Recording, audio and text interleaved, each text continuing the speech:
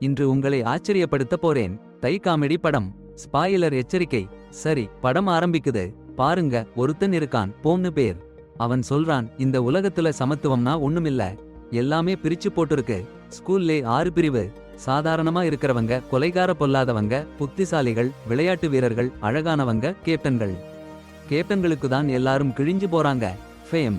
அவன் அழகு, super star, எல்லா பொண்ணுங்களுக்கும் பிடிச்சவன், எல்லாத்திலையும் நம்பர் 1. போங். சாதாரண மாணவன், கண்ணுக்கு தெரியாத மாதிரி. அவனை அடிச்சு துன்புறுத்தறாங்க. அவனுக்கு ஒருத்தர் மேல காதல். மின். வகண்டா. தங்க குழுவோட அடுத்த தலைவி. எப்பவும் தூரத்துல இருந்து பார்த்துக்கிட்டு இருப்பான். நோட்டுல அவளோட படங்கள் வரைஞ்சு கிடைச்சு சந்தோஷப்படுவான். அவன் ஹீரோவா அனிமேஷன் பண்ணி சந்தோஷப்படுவான்.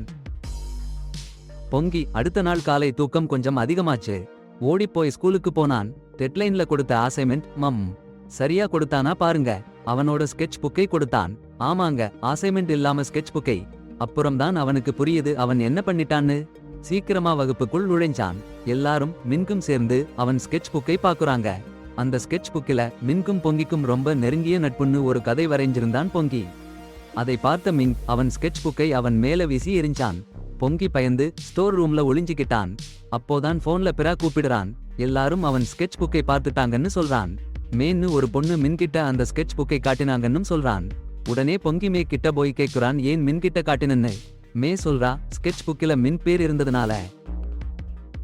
அவள் கிட்ட கொடுத்தாச்சு. போங் ரொம்ப கடுப்பா இருந்தான். கொதிப்புல அவள் கையை பிடிச்சான். ஆனா மே உடம்புல ஒரு அதிர்ச்சி தெரிச்சு போங்க தூக்கி வீசிச்சிடுச்சு. அப்புறம் மே ஓடி போயிட்டா. ஆனா ஃபேம் படத்தை விட்டுட்டு போயிட்டா. அவளுக்கும் ஃபேம் மேல காதல் இருக்குன்னு அது காட்டிருச்சு. போங் வீட்டுக்கு போய் யோசிச்சான், மே உடம்புல எப்படி கரண்ட் வந்ததுன்னு. அப்புறம் அவ கதை ஒரு கார்ட்டூன் பண்ணி முழு ஸ்கூல்லையும் விட்டான். மே பார்த்து அதிர்ச்சியா போயிட்டா. போங் கிட்ட போனா அவன் இன்னும் காப்பி அடிச்சிட்டு இருந்தான். மே சாரி சொல்லி நிறுத்த சொன்னா. ஆனா போங் அவ கையில இருந்த ஷாக் கருவியை கொடுக்க சொன்னான். மே ஓட முயற்சி பண்ணா. சத்தியம் தெரியாம போங் பிடிச்சான். அவனுக்கு ஷாக் அடிச்சுச்சு. மே கடுப்பா இருந்து ஸ்கூல்ல இருந்து போறேன்னு சொல்லிட்டா. அவ டாடி வேற ஸ்கூல்ல சேர வேணுமான்னு கேட்டாங்க.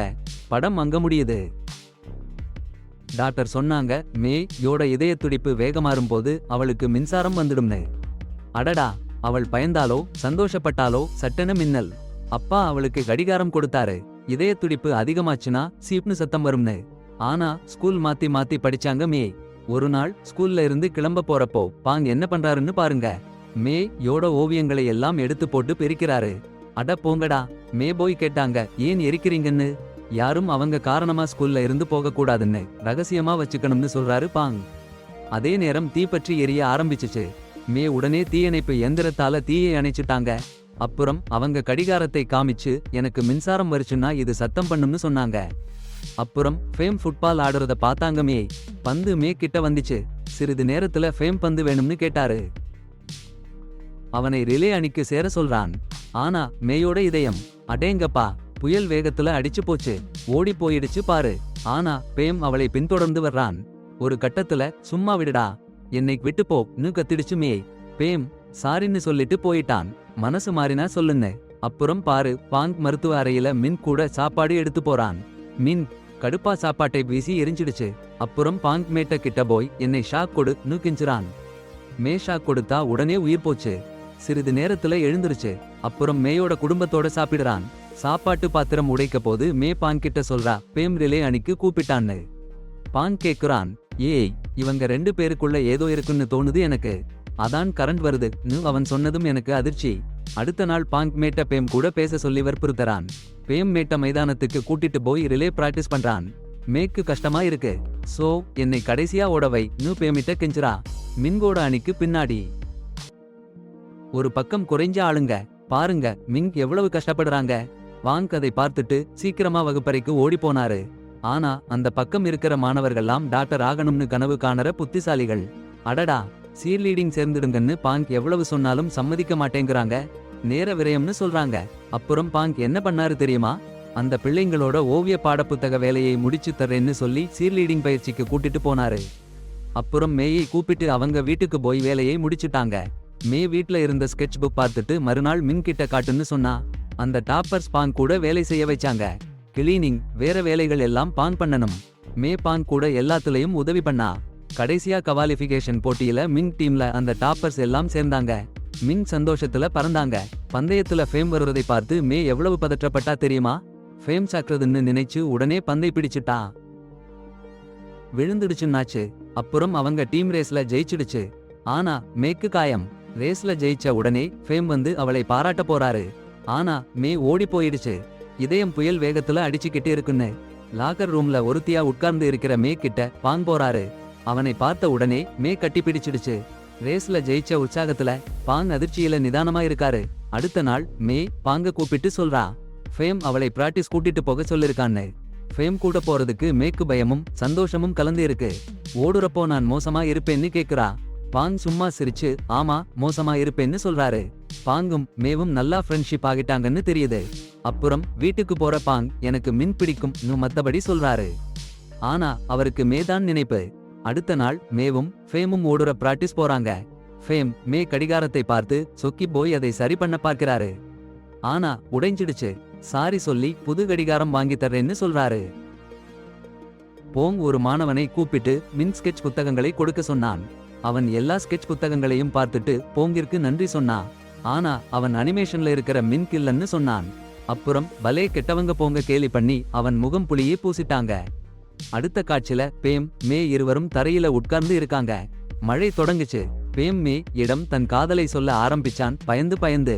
மேயும் அதிக உற்சாகமா இருந்தா. அவள் இதயம் அதிகமா அடிச்சுச்சு.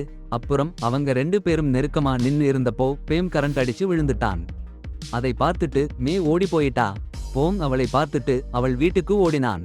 மே சோர்ந்து போய் அவள் அறையில அடைஞ்சு கிடந்தா. போங் கதவை திறக்க சொன்னான். ஆனா மே சொல்லவே இல்ல. அப்புறம் போங் ஒரு கூட்டமா ஸ்கெட்ச் பண்ண ஆரம்பிச்சான் அனிமேஷன் போட்டு. மே ஏய் சமாதானப்படுத்த. அவன் வரைஞ்ச படம் சொல்றது யாரும் சாதாரணமா இல்லன்னு. கொஞ்ச நேரத்துக்கு அப்புறம் மே கதவை திறந்தா.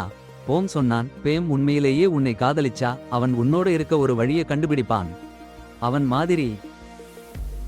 அடுத்த நாள் மின் மே வை உதவிக்குன்னு கூட்டிட்டு போறா. ஆனா மின் அந்த கூண்டுக்குள்ள மாட்டிக்கிறா.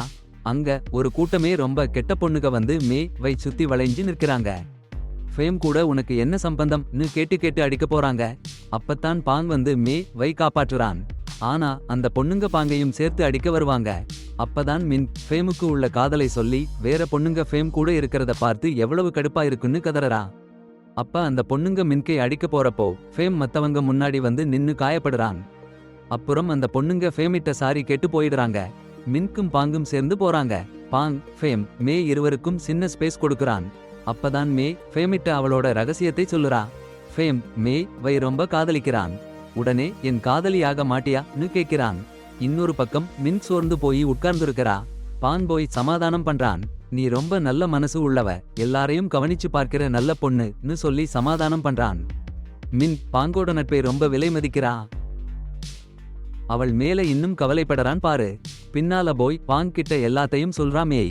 ஆனா கேட்டதும் பாங்குக்கு ரொம்ப சந்தோஷமா இல்ல. மேய் பாங்கையும் மின்கையும் பத்தி கேக்குறா. மின்க் அவன் ஓவியத்தை பிடிச்சிருந்தா ஆனா அவனை இல்லன்னு சொல்றான் பாங். சொல்லிக்கிட்டே கண்கலங்கிட்டான் பாரு. ஆனா நாளை போட்டிக்கு மேய் ஜெயிக்கணும்னு எப்படியோ உற்சாகப்படுத்துறான். போட்டி நாள்ல வீட்லயே இருக்கான் பாங். அவன் போனா என்ன பயன் இல்லன்னு நினைக்கிறான். மேய் ஃபேம் கூட டேட்டிங் போறது அவனுக்கு ரொம்ப சங்கடமா இருக்கு. அப்புறம் படிப்பு டேபிள் கிட்ட போய் மேய் வரைஞ்ச ஓவியத்தை பாக்குறான். மேய் மாதிரி பொண்ணுக்கு ஃபேம் மாதிரி பையன் சரியா இருப்பான்னு தன்னையே சமாதானப்படுத்திக்கிறான். ஆனா சட்டன்னு ஓவியம் பார்க்க சலிச்சு போச்சுன்னு சொல்லிட்டு ஸ்கூலுக்கு போறான். ஸ்கூல்ல ரிலே ரேஸ் ஆரம்பிச்சிடுச்சு. ஃபேம் பக்கத்துல பாங் வந்து நிற்கிறான். ஃபேம் கூட போட்டி வைக்கிறான். ஃபேம் கூட அங்கங்க ஓட்ட போட்டியில இறங்கி ஓடுறான். அவன் ஓவிய புத்தகத்தை மேய் கிட்ட காமிச்சு இது எல்லாம் உனக்காகத்தான்னு சொல்றான். அவள் பந்தயத்துல ஜெயிக்க கூடாதுன்னு சொன்னான். அது புகழும் பெருமையும் ஒன்னா இருக்குன்னு அர்த்தம். ஆனா அவள் அவனை பார்க்காம பந்தயத்துல ஜெயிச்சிட்டா. போங்கடுப்பா இருந்தான். டீச்சர் அவனை பிடிச்சிட்டு போனாங்க. அவன் முழு குழுவுக்கும் அவமானம் கொடுத்தான்னு சொல்லி. பிறகு மே புகழ்கிட்ட போய் அவனோட காதலி ஆக முடியாதுன்னு சொன்னா. பந்தயத்திலேயே எல்லாம் புரிஞ்சு போச்சுன்னு புகழ் சொன்னான். அவளோட கரண்ட் அவனால இல்ல போங்கால தான்னு. அப்புறம் தன் மனசை போல பண்ண சொன்னான். விழா முடிவுல மே போங்க சந்திச்சா. பந்தயத்துல அவசரப்படாம ஸ்கெட்ச் புக் காட்டலாம்னு சொன்னா. அவன் கூட வாரேன்னு அர்த்தம். எல்லாருமே கை கோர்த்துக்கிட்டு விழாவை கொண்டாடினாங்க. போங் மேயோட கைய பிடிச்சுக்கிட்டான். மே நரம்பு பிடிச்சு கரண்ட் விட்டா. எல்லாரையும் அடிச்சுது. போங் ரேங்க் எதுவும் பத்தாதுன்னு சொன்னான். ஆனா